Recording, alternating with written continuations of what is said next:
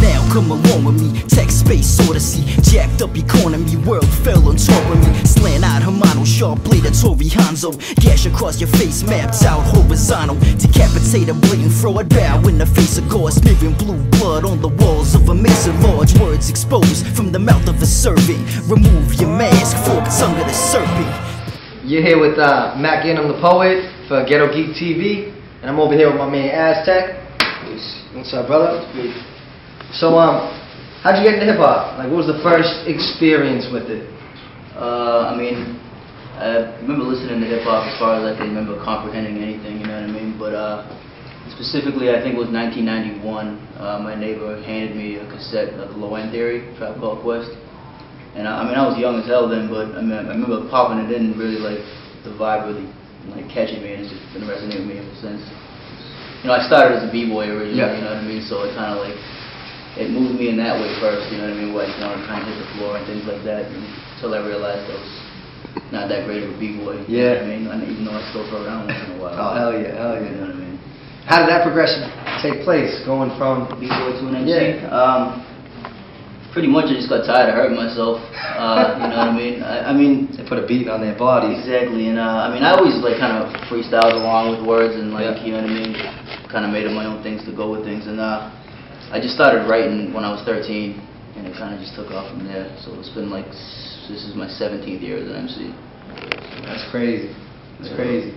Veteran right there. Yeah. Now who were some of your influences growing up? I mean, Wu-Tang was probably #1. Yeah. Nas was a huge influence. Big Pun's a big influence on me. Aside from hip hop, man, my influences like span really far. Yeah. You know, I'm a big fan of the Beach Boys, Brian Wilson specifically. Yeah. As far as like composing and things like that. Metallica was a big thing for me. You know, I grew up in a household. You know what I mean? I grew up in the projects, and it was funny because my brother and sister that I grew up with were not into hip hop at all. And in that neighborhood, it was crazy to not be into hip hop. Yeah. I was kind of like the sole person there, like listening to things like that because my brother and sister liked Metallica, and you know what I mean, bands like fucking Guns N' Roses and Nirvana, things like that. So I really had that side of it too, which is why when you see me rock live, you see a lot of like the rock influence come out of it live. You know what I mean? It's good to have the different influences from different pieces of music that you can draw from. Yeah, you can become too boxed in, especially in hip hop now. You know what I mean? You become way too boxed in and concerned with like, am I being a right kind of rapper or not, or am I just being myself and just kind of let myself go out of it?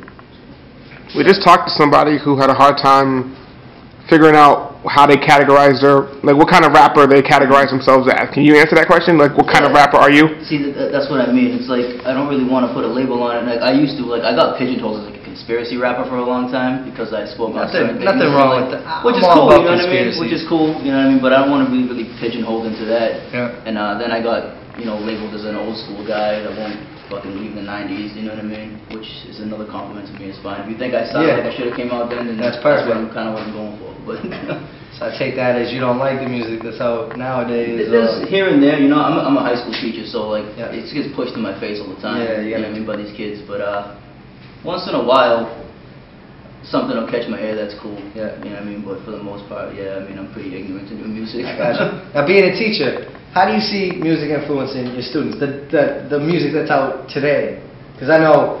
Yeah. Taking a compliment being a 90s rapper, like I grew up listening to 90s rap, and I still, like that's the era that I love the most, you know what I mean? Right. How do you take your students and the music that they listen to, like how do you think it's influencing them?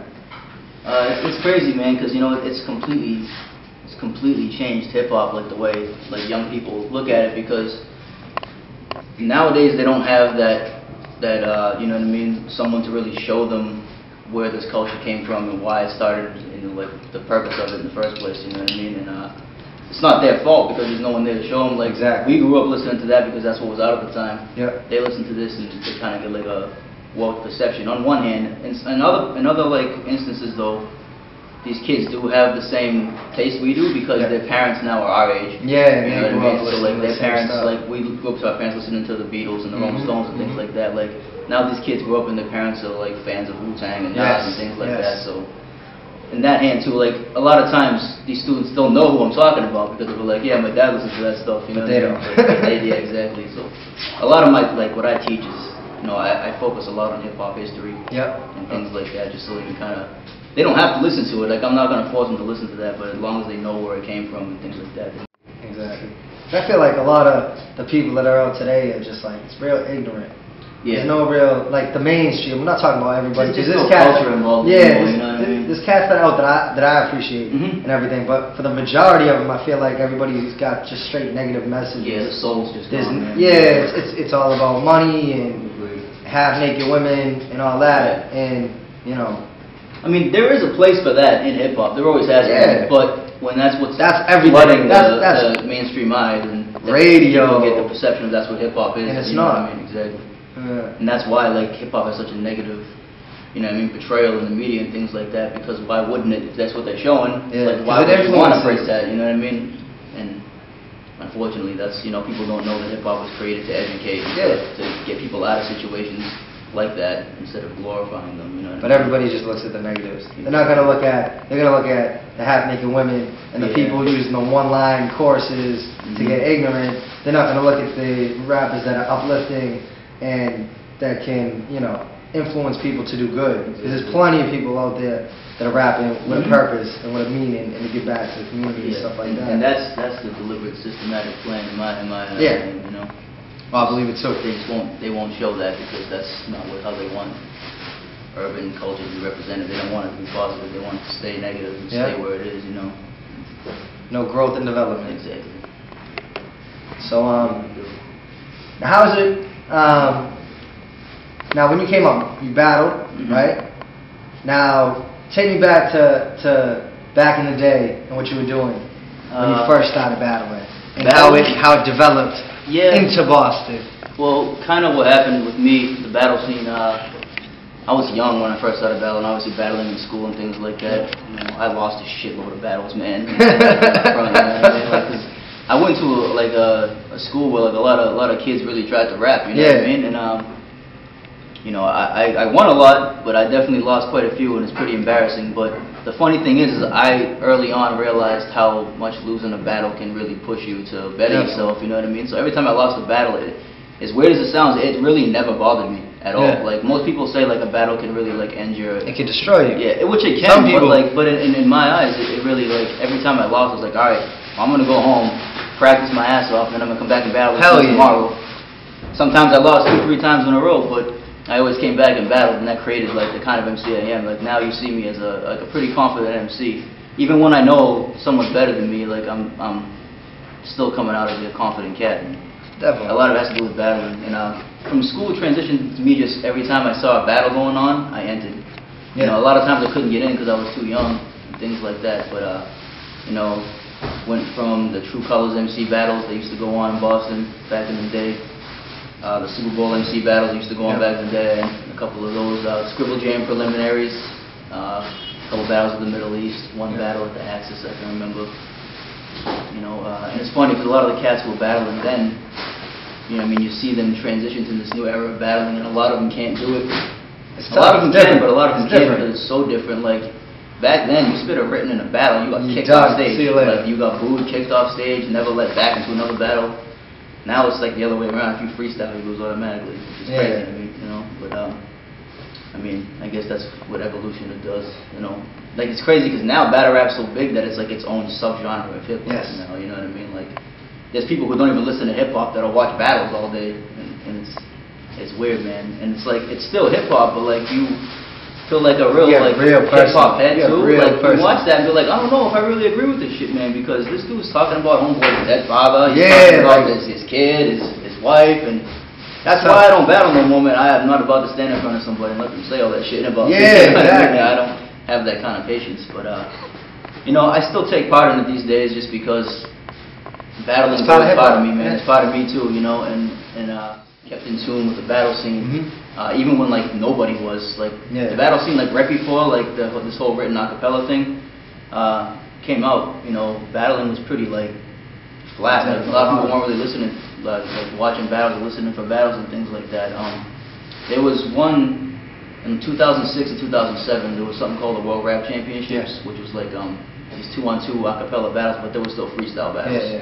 And but people started bringing writtens into them because they were acapella, and think people kind of caught on to how more like entertaining it could be if people had time to write these people that they knew what they were battling, and kind of branched off into Grind Time, which was started in 2008 by my homeboy Direct, and he's originally from Boston, but he was living in Florida at the time, and it started in Florida, then they moved to California, created a division there, and they created a New York division, and they created a down south division.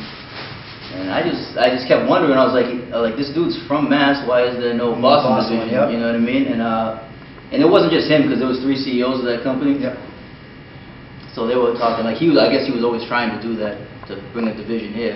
But the original cameraman for Grind Time was this cat named Corey Shepard. He's a skateboarder from out here, and you know, we got a lot of mutual homies and things like that. And Direct heard about me from back in the day, not even just battling, but through music and things like that. Like he was, you know, according to him, he was a fan. So Corey put us in contact with each other. He was like, look, I really want to bring a division to Boston. He's like, so I want to put it in your hands. And it took a while to actually manifest, but Ed OG jumped on with me too, because he, you know, he was a fan of the Grind Time battle. So we finally launched Grind Time Boston, me and Ed OG. And it really kind of, I think the problem with the Boston division was it got created when Grind Time's downfall started. We finally got a division when their downfall started. You know what I mean? So like, you didn't catch the momentum. No, at their peak, like when they were like being huge, and like people really started, like you started hearing about like Eminem watching Grind Time battles and Jay-Z watching Grind Time battles, and I found out I was gonna be part of this league. I was like, word, but then like huge. It's exactly when it started depleting. You know what I mean? And we threw about like 5 like really big events, and only 1 battle from our division ever got released. It's crazy. I mean, some other ones came out, ended up coming out like bootleg ones that came out, which is cool. What was the one that came out? 40 Bars vs. Maroney. Oh yeah. The only one that came out. Was that when the dude from New York? No, that was ID. For 40 Bars was the girl that he met. Who she's actually, she took off, man. She's on Queen of the Ring now, right? I recognize the name. Yeah, no, she's killing him now. And Maroney, obviously, he got hooked up with Slane through a battle I put him on. That New York, we did like a New York versus Boston event. And he smoked that. We talked about it a little bit during his interview. It's dope. It's definitely dope. But yeah, and then nowadays, honestly, after Grind Time kind of folded, I mean, they still exist, but they ain't really doing shit. They folded, and Direct, who's, you know, he brought me in. That's my dude now. You know what I mean? Like a brother. You know what I mean? And he has some disagreements with some of the other CEOs, and obviously I'm a loyal dude, so I'm gonna roll with who brought me in.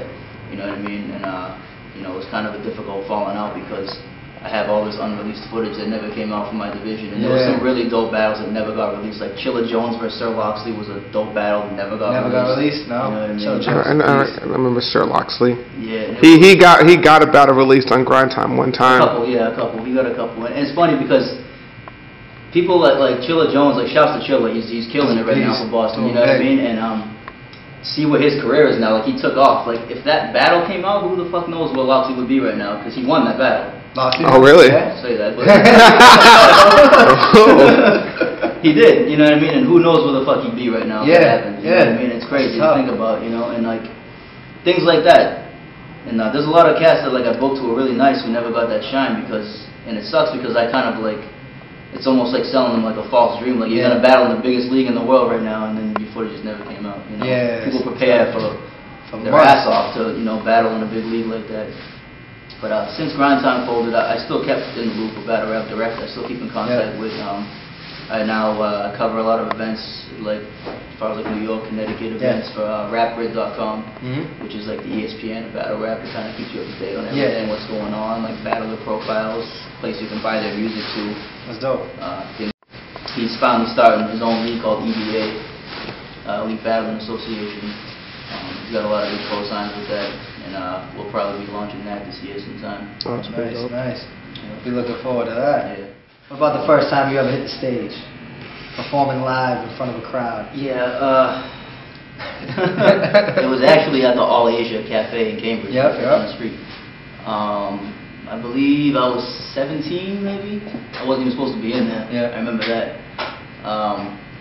Actually, it was with Justice Bourne from the Rep Shop. Shout out I actually went with him and Relentless once again. It was an open mic, and I remember it was the first time I really I always rapped in front of people as far as school went and things like that. But it was the first time on stage in front of people. I had no idea what to do. I put my hood on and kind of looked at the floor the whole time. And then I looked up and saw people were actually digging what I was saying. I was like, all right, word. Then I got a little more confident. From then on, I really pride myself on my stage show. You know what I mean? And, I just believe it's such an important part of being an MC that a lot of people don't take seriously. There's nothing more disappointing to go see somebody you're a fan of live and then see that they can't perform to save their fucking life. That's the worst feeling ever. And I've been driven away from a lot of people. You know what I mean? Not to say names, but I've been fans of people. I go see them live and they have a shitty live show. I go home and I can't even listen to them anymore because all I can think about is how bad their live performance was. You listen to this song and you picture them in their head. Exactly. It's But yeah, so from then on, you know what I mean, I realized how comfortable I am on stage. To this day, you know, I'll be doing cartwheels on stage until I'm fucking 70 years old probably, you know. Hell yeah. Hell yeah. Now what's it like performing overseas? Yeah, I mean, for my... Compared to I don't have too much experience overseas, but I did a few shows, especially in Korea. I can specifically talk about Korea because, you know, that's where I'm from originally. But overseas, Europe and Asia, it's crazy because they still legitimately get excited over hip-hop. You know what I mean? It's not like here, you go to a hip-hop show here and it's fucking 70% artists in the crowd, you know what I mean? And everyone's too tough to really have a good time. People sitting there with their arms folded and I'm waiting to see my boy, or I'm waiting to see the headliner, I don't want to fucking listen to you, you know what I mean? But over there, if you're dope, they still legitimately get excited. Half of them can't even really understand what you're fucking saying, but it goes to they can feel the soul in it. They can, you know what I mean, feel the passion and things like that, and they go crazy over there, especially in Asia and Europe, man. They go ultra. You know, me being an Asian American who's I guess semi-made it here. You know what I mean? Going over there, they look at me oh, this dude's in America rapping and he's representing us, so it's. So they love you. I mean, it's cool, man. Still to this day, man. I get my iTunes receipts at the end of the month. It's all Asia, all Asia, all Europe. You know what I mean? America's barely there. As far as myself goes, it's crazy. It happens. But it is what it is, man. I'll take it. If that's what the real hip hop fans are, I'll take it. You know what I mean? No, they'll never. Doesn't matter where they are, as long as they love the music. Exactly. I make music for actual fans of hip hop, so if that's where they are, then I have no problem with that at all. Definitely, definitely. Now, can you take me through the process of writing a song? Yeah, I mean, did you listen to the beat? You got lyrics beforehand? Sometimes. Yo, you guys still recording? Oh, my bad. Shout out to mine. Yeah, it changes every time, man. I mean, a lot of times I'll just sit there and kind of freestyle for an hour, and you know what I mean, to a beat. Actually, you know what? I saw you doing when they were doing the 8 bars down for Oblivious. Yeah, in the studio. I'm sitting there. I'm recording a little piece. You know, I got a track coming out with Oblivious or whatever, and you got a bunch of cats in the studio, and Aztech's just sitting there, and he's like, "Yo, I got 5 bars." A couple minutes later, he's like, "Yo, I got 6. I need 2 more. No paper, no pen, talking, mid-sentence, then he's like, oh, I got 7. Had 8, and then went in the studio, did it, got out. I think it was 1 take. One take. See you later. Yeah, I mean, that's a blessing and a curse, man. I mean, I try to write, but a lot of times I do that, and I'll get in the booth and 8 bars in, and I'll forget what the fuck the rest is. And I'll sit there for 20 minutes trying to remember it. I don't remember any, but I gotta go out right in the verse now. Oh, that was dope. Because I saw other people some people struggle with it, and you're just sitting there and it's all in your head. You didn't even no paper. You had 3 bars you said. Yeah, I was working on this already. But honestly, man, to me that's just kind of more organic. You know what I mean? I don't really want to force myself. I know a lot of people disagree with me, and that's cool because they want to get the best they can out there. But to me as an MC, you gotta always be ready on the fly to spit. You know what I mean? And you know, sometimes, it depends what it is. If I do a collab with somebody big, I'm going to take my time right first, you know what I mean? But, if I'm there and I'm going to record something, you know, I'm going to just let it come out naturally, and I'm not going to force it. Because if you force it, sometimes you can tell it's forced. It sounds forced. You got to do it for the love. This dude doesn't feel confident saying that. He probably took a minute to write that. And when you do things like that verse the other day was half freestyle almost, you know what I mean? And a lot of people kind of look down on that, but, I mean, to me, it's just you gotta do it kind of is, you know what I mean? And it just comes natural to me like that, rather than trying to force it. You know, there's been times, believe me, where it's taken me an hour to write a verse, or like 2 hours to write a verse, or you know, multiple sittings to write a verse. You know, it all depends on like where the track's taking me, or like what the concept is. Some concepts are a lot harder to grasp. Yeah. For the most part, that happens every time. Now, can you share the experience of doing the track with KRS? Yeah, I mean, I wasn't in the studio with him, so I can't really say that, but you know, it was definitely a bucket list thing to have a song with him. How'd that even get set up? Like, how'd you even... It was with the homie Judge the Disciple, shout out to him, Yeah. you know, whole starving artist, you know what I mean? It was originally for his album, I believe it's still going to go on, but we're releasing it as a single as well. Okay. You know, he, I believe, has been talking to Domingo for a long time. Domingo was produced for Big Pun, KRS-One, and all them.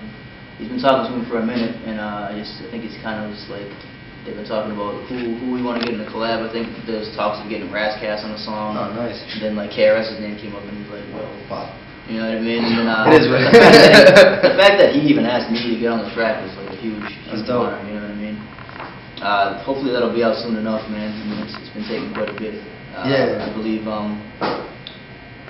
it's me, Judge the Disciple, KRS-One, and I believe DJ G.I. Joe on the cuts.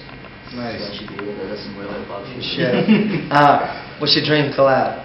Producer, singer on the hook, other artists that you want to collab with? Dream, anybody, dead or alive. Man. Beach Boys even. Yeah, I mean, as weird as it sounds, I'd like to have RZA on a verse, on a premiere beat, and have Brian Wilson from the Beach Boys sing the hook. That's mad crazy and mad weird and mad nerdy, but I feel like... So you get some of the best music when it's... Yeah, exactly, man. And I'm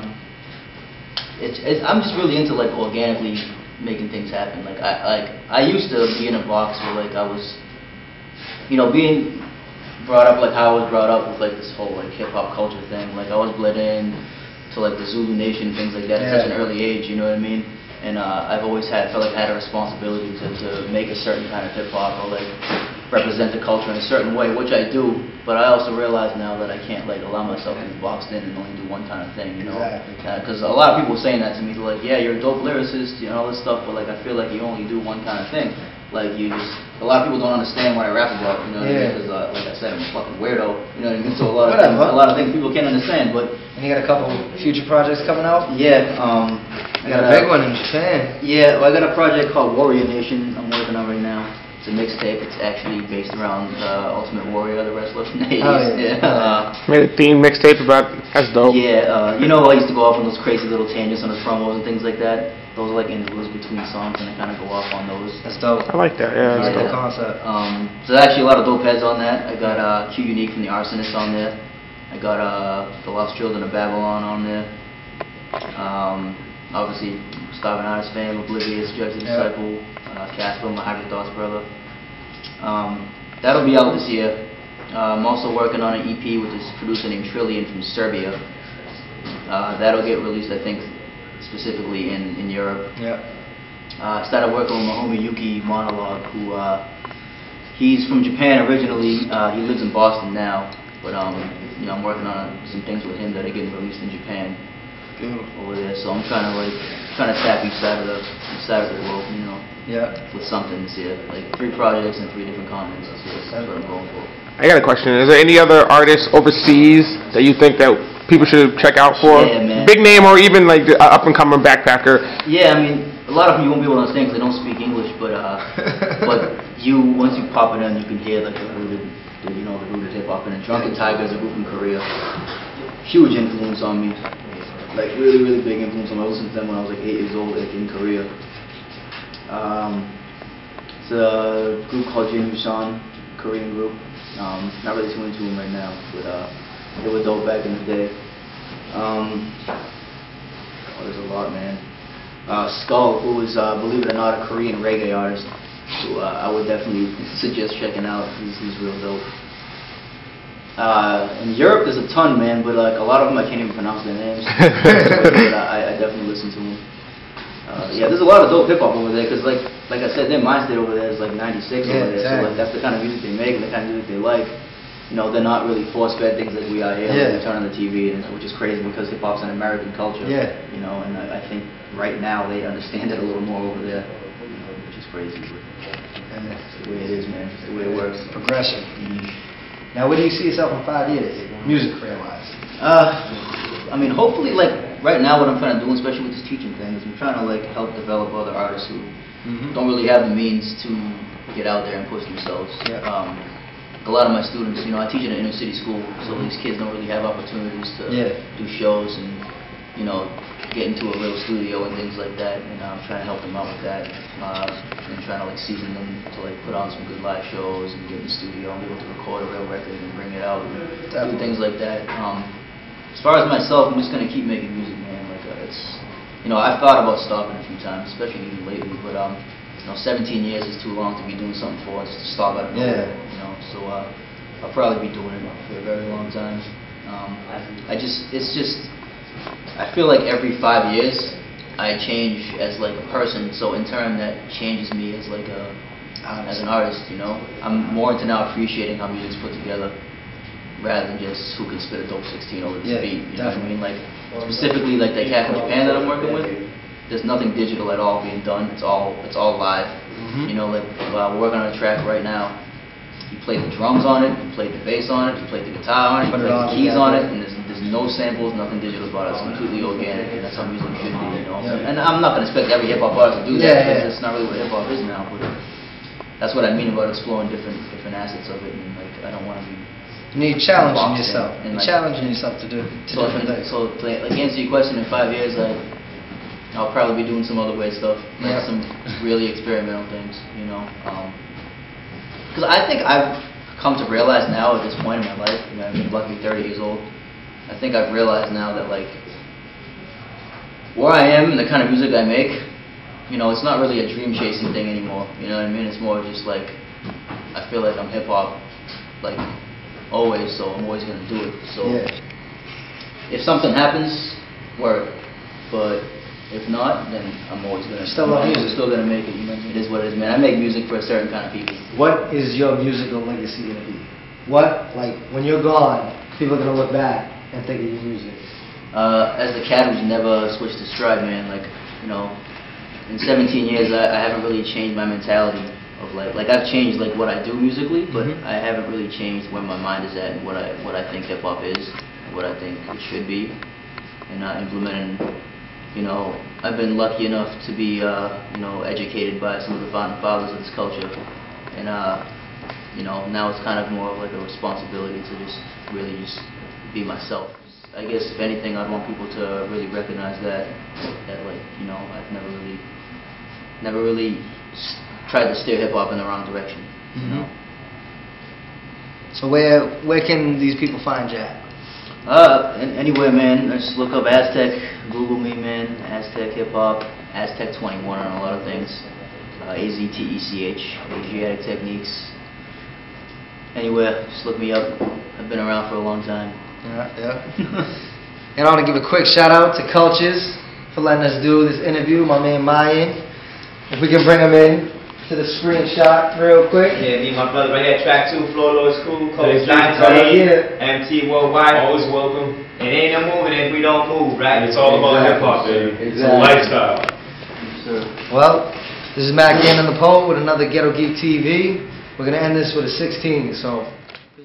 My manipulation, block the innovation, time continuation, bond the situation, Aladdin the flood with city cracks, sprout life, machete through the brush, brown leaves announce strife, not as hip-hop state, the aroma of red sand, follow along where brain waves collapse land, so who to take the fall when the snotty don't act right, got you by the balls like a Hollywood cat fight, a fist in the air that dissolve in the dust, all on your own, going all in for what? A never-ending climb, success is halfway till your mind realize you ain't at that last day. Hybrid thoughts intertwine, shine second nature. You first in line if you make the wager. Green chakra grow with a lot of dro. Watch guards checking floors, separate the yard of ghosts. Now breathe while the plot boil, flatten the topsoil. Choice not needed when the faculty not royal. Minds intertwined, resurrect the past sound. The last of a breed whose turn to pass down. Tokyo drift to the level below, where the choreo switch when the treble is low. So he danced with the devil, pirouette, then lift sound. Image of a demon silhouette, y'all get down and crack from the impact. The cobra kiss you,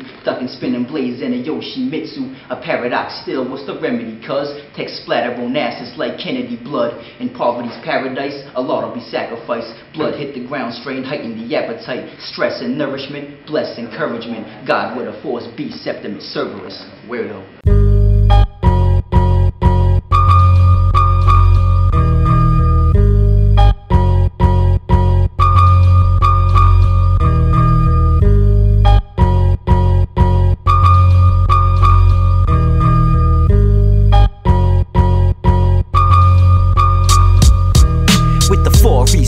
Tech overcast the sunshine, mech warrior strap, shoulder blast the punchline. Organized religion is evident that hell is here. Worshipping a cross like worshiping electric chairs. Spawn thoughts maniacal, lamped in the devil's lair. Arms up serving cats, call him Mr. Belvedere. Don't wanna follow well amigo, I'm forcing ya. Art comes alive like Vigo the torturer. Mind state militant, malevolent doom come. Tragedy type shit, intelligent hoodlum. Turn the corner in fear when you see that your death's creeping. Out of my mind, perfect weapon like Jeff Speakman. Hip-hop lock, truth trapped in a bubble. Fake gun talking, rich kids speaking struggle. I'm humble as it gets, regardless of popularity. I'm full of false hope like Obama sincerity.